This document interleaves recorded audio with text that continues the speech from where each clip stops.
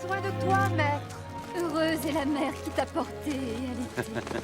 Heureux plutôt ceux qui écoutent la parole de Dieu et qui l'observent.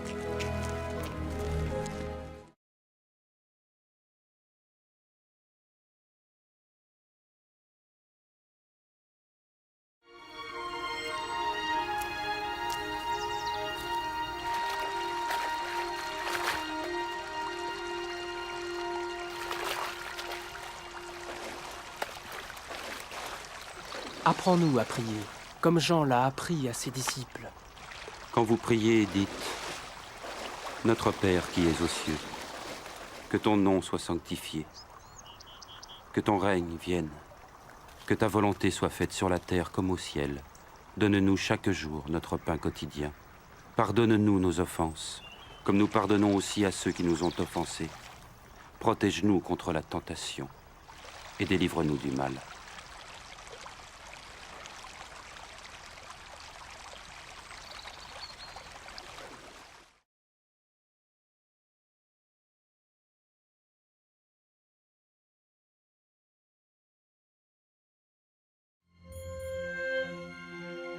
Dans les Saintes Écritures, Dieu déclare que le Messie viendrait pour être le sauveur du monde.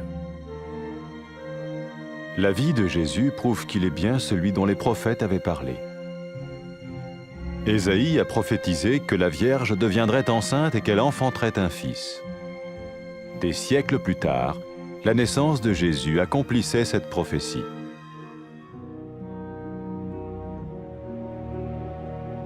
Les Saintes Écritures déclaraient que le saint à naître serait appelé le Fils de Dieu.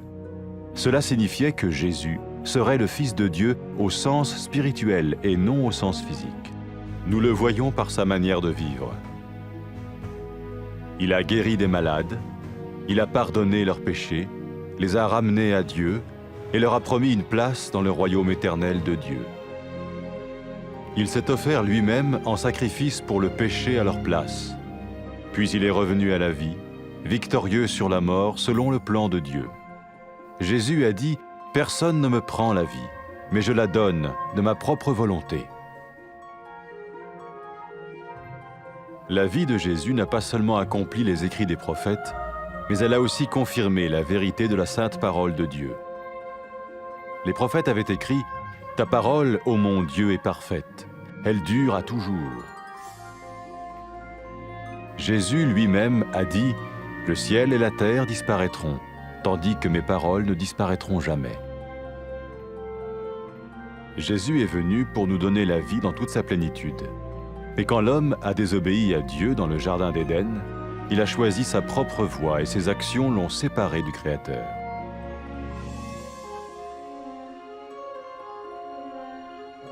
Les Saintes Écritures déclarent que tous ont péché et que le salaire que paye le péché, c'est la mort. Il s'agit de la mort spirituelle, éternelle séparation d'avec Dieu. Mais tout comme Dieu a donné un bélier pour qu'il meure à la place du fils d'Abraham, ainsi il a envoyé Jésus, le Messie, mourir à notre place. Sa vie, sa mort et sa résurrection restaurent la relation entre Dieu et tous ceux qui mettent leur confiance en lui. Maintenant, non seulement Jésus pardonne les péchés de ceux qui le suivent, mais il les sauve aussi du jugement éternel de Dieu. Ils sont sûrs d'aller au paradis et de vivre avec lui pour toujours. C'est cette vie et cette liberté de la culpabilité et du pouvoir du péché que Jésus offre à chacun aujourd'hui. Cela ne veut pas dire suivre une religion, mais choisir d'avoir foi en Jésus qui dit « Je me tiens à la porte et je frappe. Si quelqu'un entend ma voix et ouvre la porte, j'entrerai chez lui. »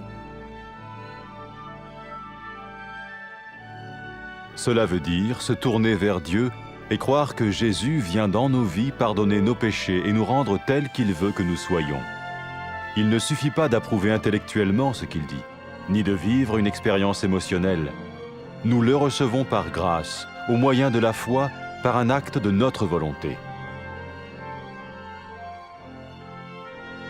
Lorsque quelqu'un est prêt à suivre Jésus le Messie, il peut lui parler par une simple prière.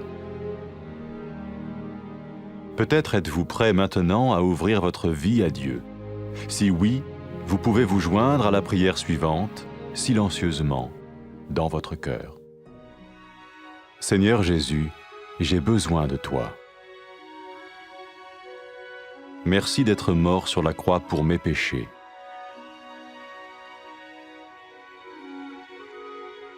Je confesse mes péchés et je m'en repens.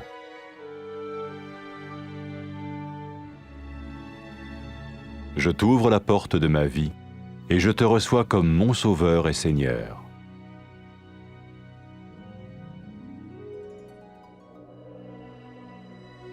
Merci de me pardonner mes péchés et de me donner la vie éternelle.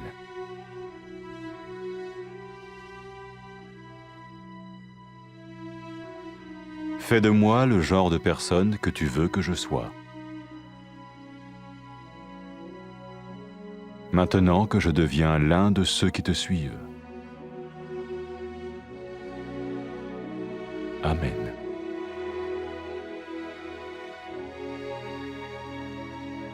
Jésus a dit à propos de ses disciples, « Mes brebis écoutent ma voix, je les connais et elles me suivent. » Pour expérimenter la vie en abondance promise par Jésus, ceux qui le suivent parlent à Dieu chaque jour dans la prière et lisent ou écoutent sa parole.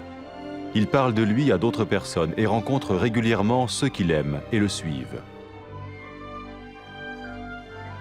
N'oubliez pas sa merveilleuse promesse. Tout pouvoir m'a été donné dans le ciel et sur la terre. Et sachez-le, je vais être avec vous tous les jours jusqu'à la fin du monde.